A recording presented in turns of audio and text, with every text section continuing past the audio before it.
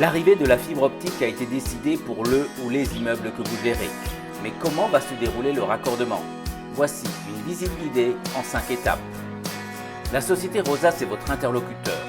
Elle commence par poser un panneau d'affichage dans l'entrée de l'immeuble pour informer les résidents des travaux et de leur durée.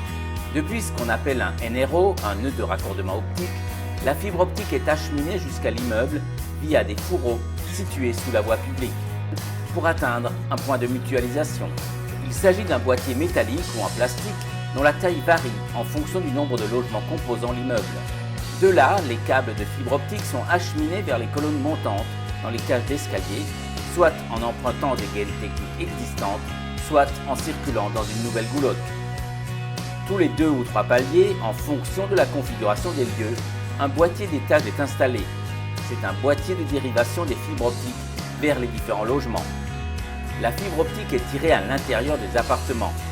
Le technicien de Rosas qui réalise ces travaux installe également les équipements en fonction de l'offre qui a été choisie par le client final. Et n'oubliez pas, la fibre optique a au moins 3 avantages. Elle apporte une plus-value au bâtiment, elle fait profiter les résidents de débits internet 10 fois, voire 100 fois plus importants que ce qu'ils connaissent pour l'instant, et enfin, elle constitue un nouveau service.